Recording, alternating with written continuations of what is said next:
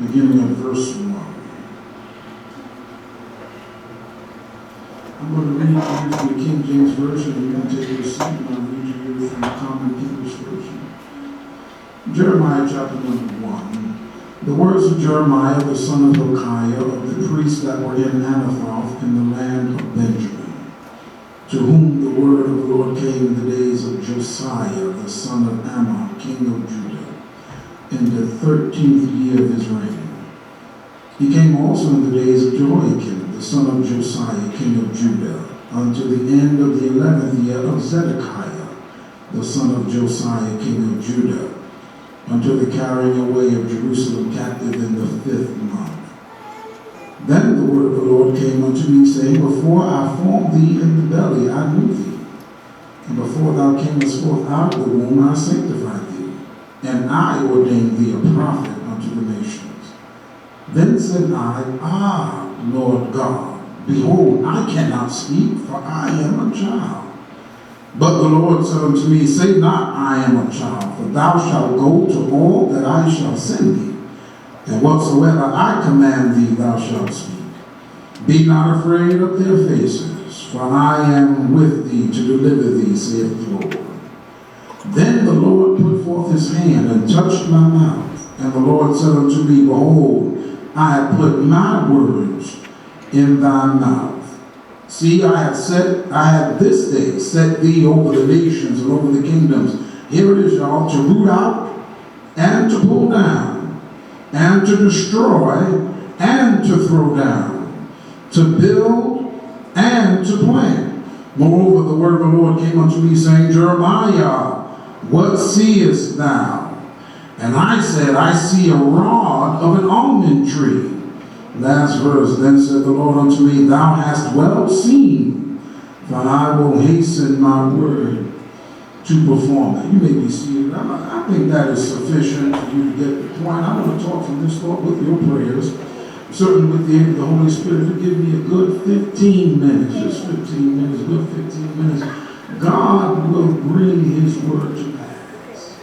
God will bring his word to pass. Jeremiah, whose name me God will exalt, God will overthrow, God will uproot.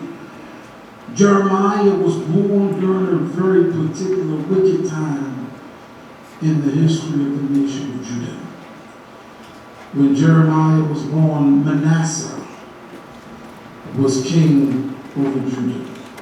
And as we read in our responsive reading, Manasseh was a wicked king.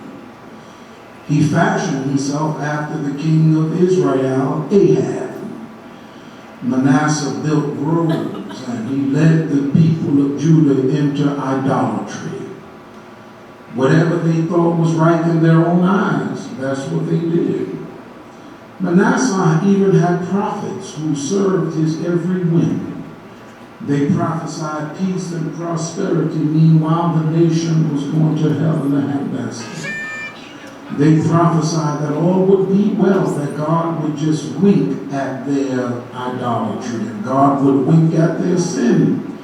They felt that God was too much of a loving God to ever chastise them. That's what they prophesied. And so Manasseh led the kingdom further and further away from God. Jeremiah's father was Hilkiah. He was a priest. And normally, whatever occupation your father had, then you were expected to go into the family business. Jeremiah was ready to be a priest, because a priest really didn't have to deal with the morals of the people. The priest just dealt with the ceremonial of the people. Y'all get it after a while. The priest just dealt with the head, while the prophet had to deal with the heart. The priest just dealt with the past, making sure that the ceremonies were kept up and intact. But the prophet had to deal with the present problems to ensure that the nation would have a future. Y'all mighty quiet here. So Jeremiah did not mind being a priest, but when God had called him to be a prophet, now that was a horse of a whole different color. that would be a major problem for Jeremiah, because Jeremiah knew that the priests were supported by the offerings of the people. But the prophet had no guarantee of an income. The priest just read from the book of the law. Everything for the priest was written from A to Z. But the prophet never knew where he would be sent, what he would have to say, nor how the people would respond, preacher, right, to what he had to say. So Jeremiah balked at being a prophet, because becoming a prophet meant that you had to deal with some people, you had to challenge their thinking, you had to deal with the issues of their heart, you had to call them out on their sins, and nobody wants to be told how bad they are. Nobody wants to be told how wicked they are. Nobody wants to be told the truth. We all just want things to be glossed over. So God calls Jeremiah at a particular time in the nation of Judah, when his life would be at stake. And my brothers and sisters, I believe I ought to tell the church that we are living in such a time right now where God is raising up people to speak truth to power. God is raising up people who will not just go along to get along. God is raising up prophets who will not speak their words, but who will speak his words. All right, I'll cut it up and put it in your lap this way. I just read that right now the stock market is at an all-time high. I just read that right now the consumer spending index has gone up. What that means is that you and I are feeling more comfortable with where we are in our monetary state, so that we end up spending more money.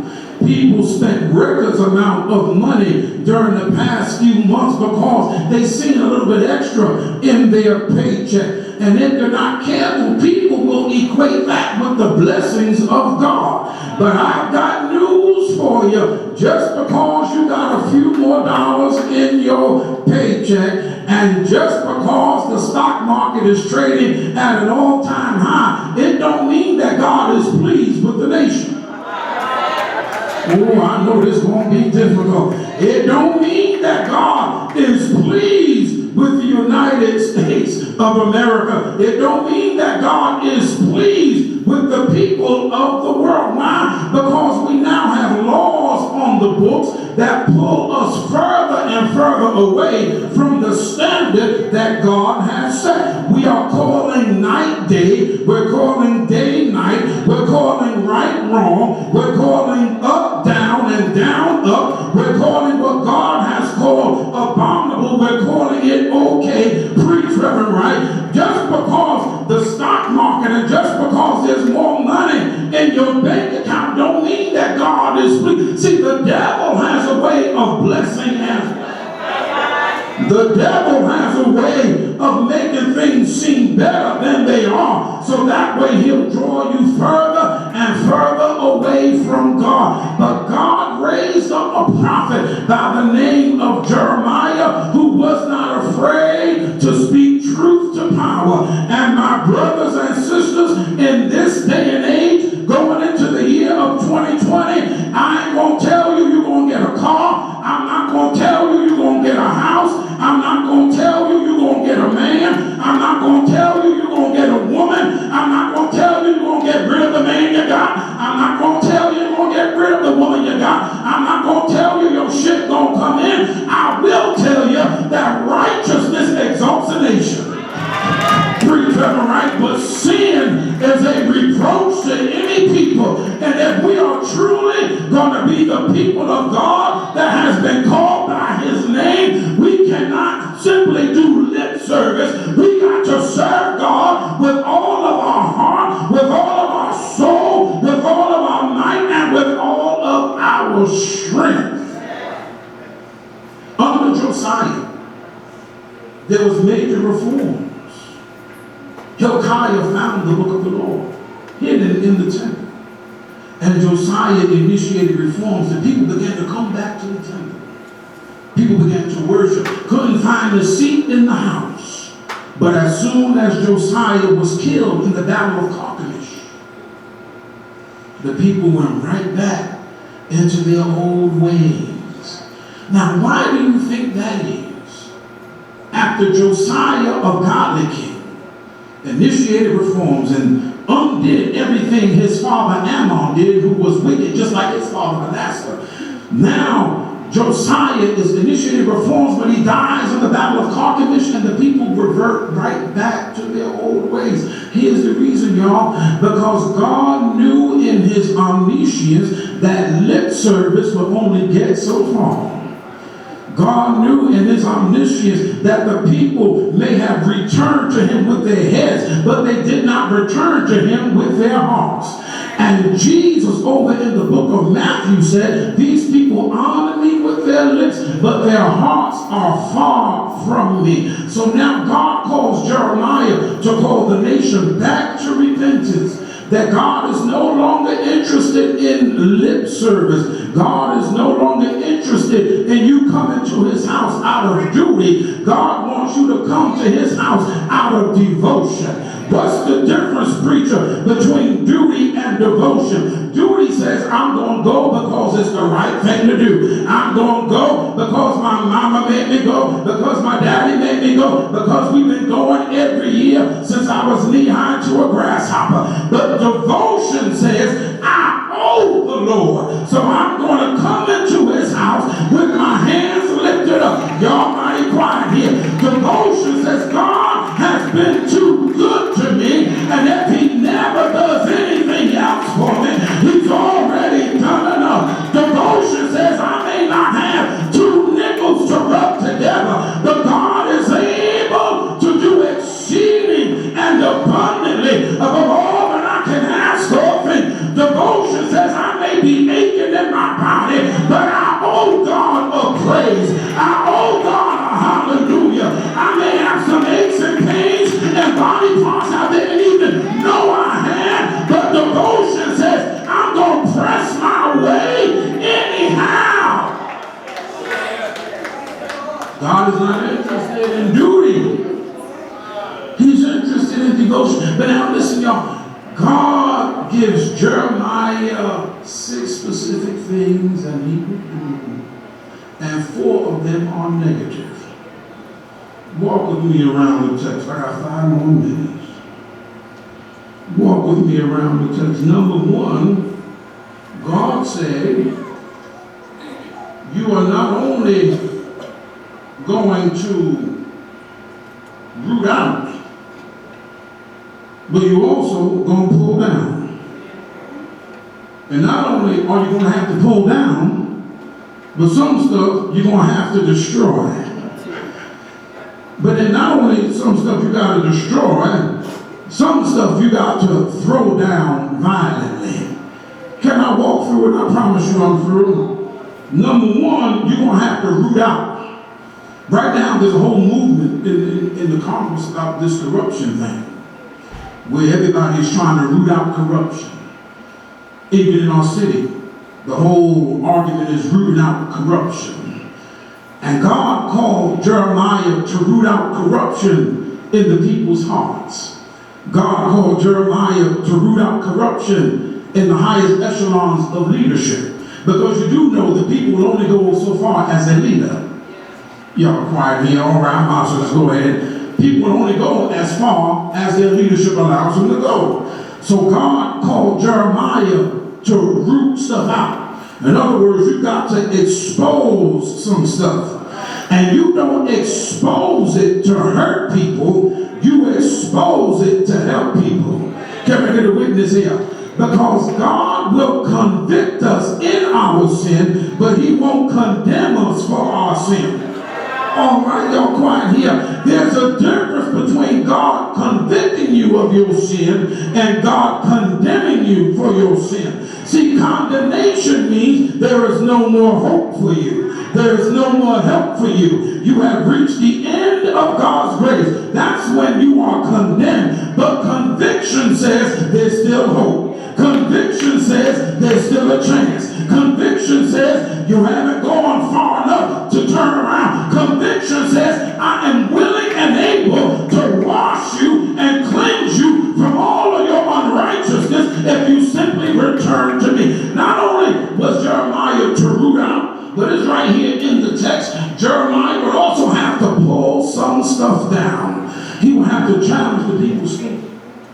He would have to challenge the people's way of doing things. He would have to challenge the people's notion of right and wrong. Because when you do something wrong for so long, you lose your sense of consciousness. The wrong becomes ingrained in you. So now you don't know the difference between right and wrong. Everything just seems like it'll fly with you because it's so ingrained in you. It's sort of like a donkey who got trapped in mud. The more he began to wiggle around, the deeper he got trapped in that hole. Y'all ain't saying nothing to me here. And that's what sin will do to a nation. Now, brothers and sisters, the more you practice it, the deeper you get into it. The more you practice it, the deeper you get into it. God told Jeremiah, you're not only going to have to root out, but you're also going to have to pull down. But not only will you have to pull down, some things you're going to have to destroy.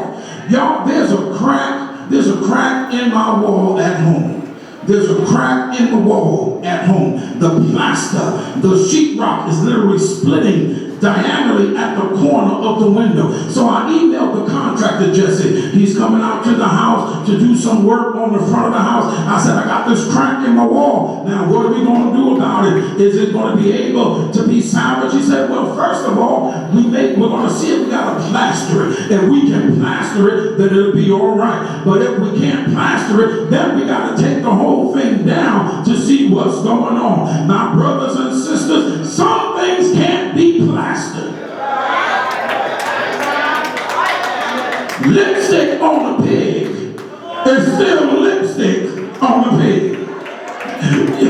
Y'all quiet here. Some things cannot be salvaged. God expects it to be destroyed. You remember at the battle of Ai, God told them destroy everything. Don't leave nothing alive, because if you leave it alive, it's going to come back to haunt you after a while. I wish I had me a church here. And my brothers and sisters, as you embark on this new decade, some things God is going to call you not to plaster, not to repair, but you got to destroy it.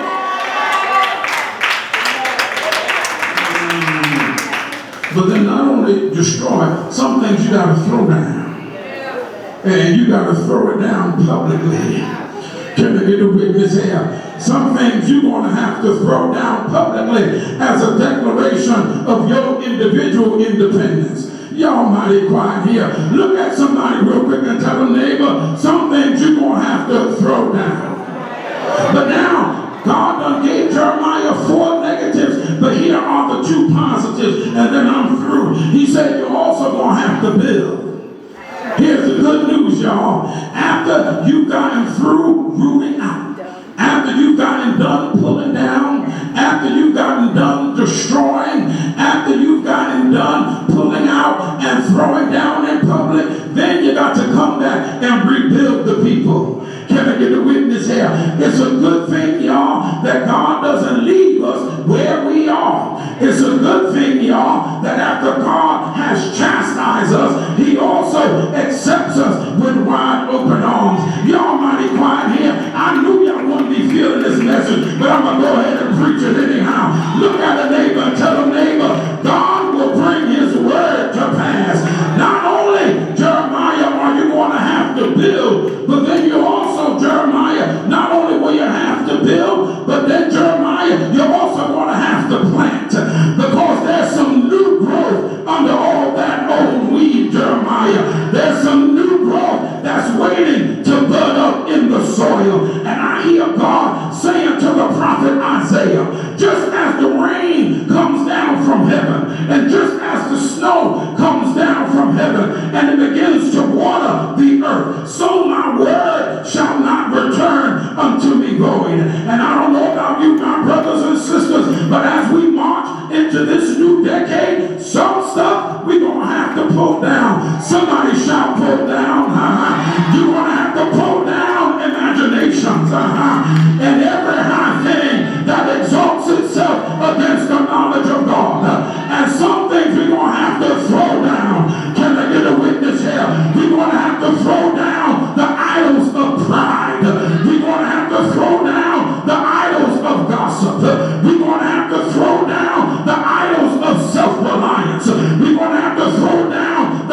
idols of jealousy. We're going to have to throw down the idols of inconsistency. We're going to have to throw down the idols of killing others with the words that come out of our mouth. Y'all ain't saying nothing to me here.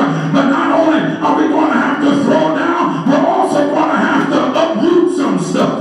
Because some stuff is so ingrained in us that it has developed some deep roots. And the only way you're going to be able to kill that plant is you got to pull it up by the root. Y'all ain't saying nothing to me here. You know why weeds come back every year? It's because you just pulled up the circus plant.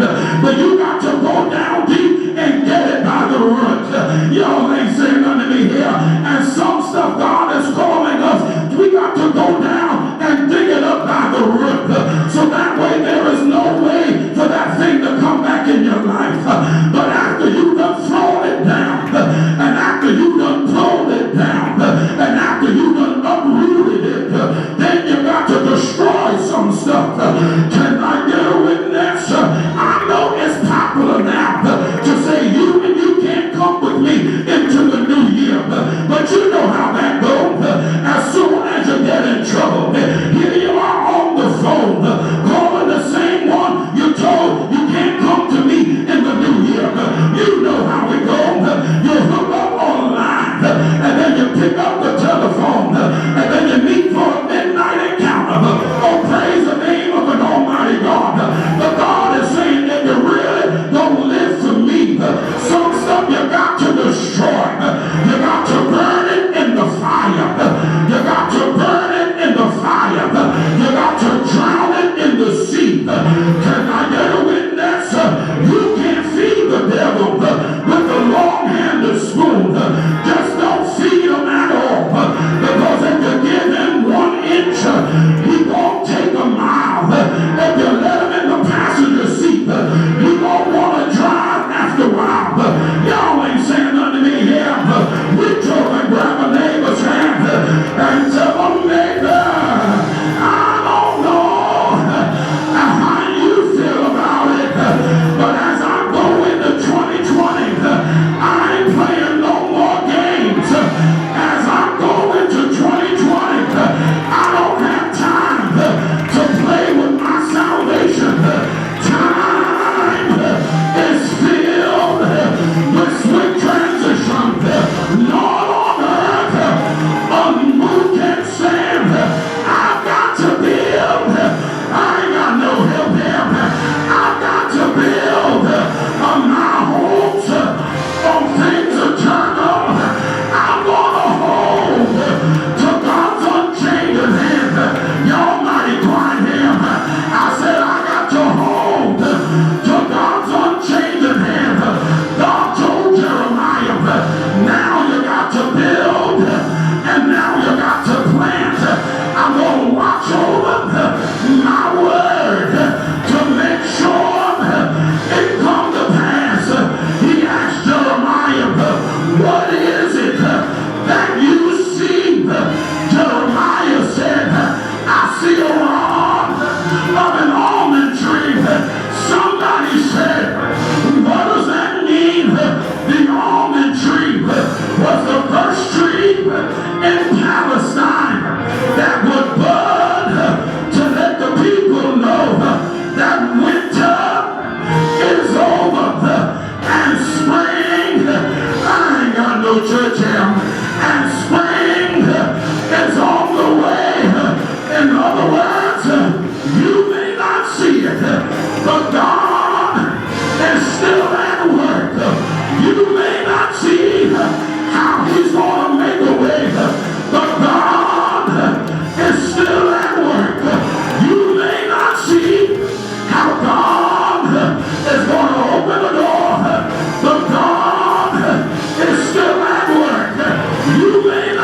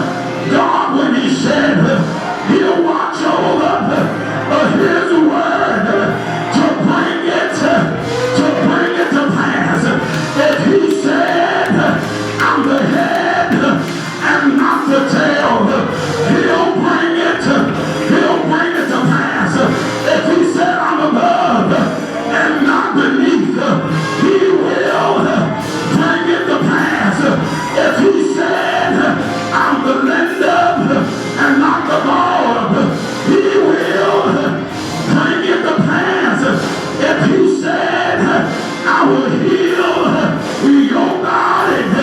He will. He will. He will. He will bring it to pass. If he said, I'll make your enemy be at peace with you, he will bring it to pass.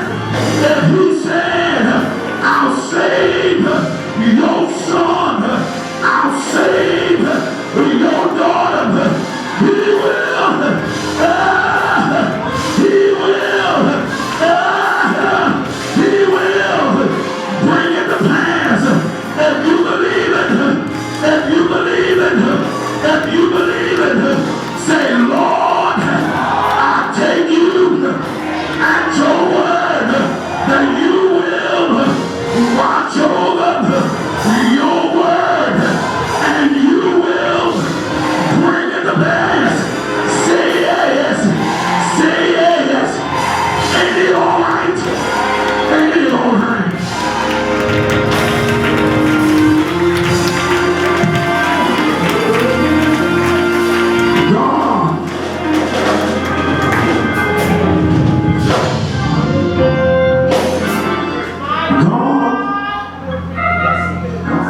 God will bring his word to pass. Now in the case of Judah,